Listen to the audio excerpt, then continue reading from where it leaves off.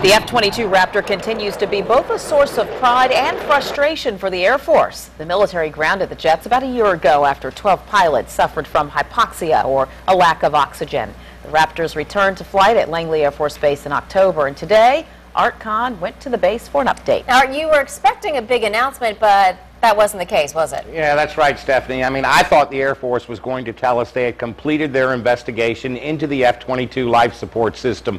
Problems with the F-22's oxygen supply system were first reported in 2008. 4 years later, the Air Force, along with a panel of experts, have yet to determine what has led to at least a dozen reported so-called physiological incidents from pilots in the cockpit.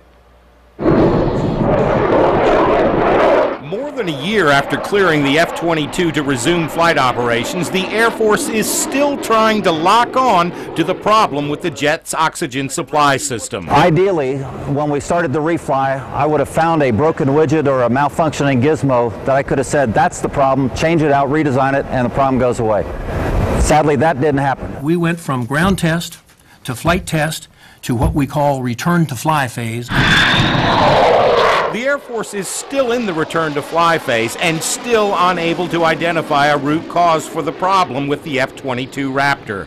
The commanding officer of Air Combat Command, General Michael Hostage, says they are making progress with the investigation. We had the two hypotheses. For some reason, the onboard oxygen generation system and the environmental control system that feeds it may be inputting some contaminant. Or the pilot is not getting enough oxygen. In November 2010, the F-22 that pilot Jeff Haney was flying over Alaska alerted him to a malfunction that cut off his oxygen supply.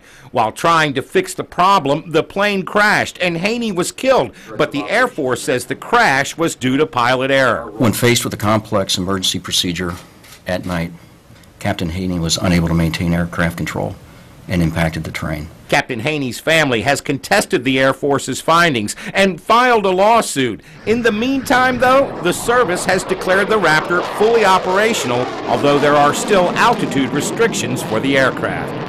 Yeah, in fact, we learned last week that several F-22s were deployed to the United Arab Emirates, and they are going to be used in the Southwest Asia. Now, the Air Force remains confident in the Raptor and say that they will solve the problem with the life support system. Kohn, 10 on your side.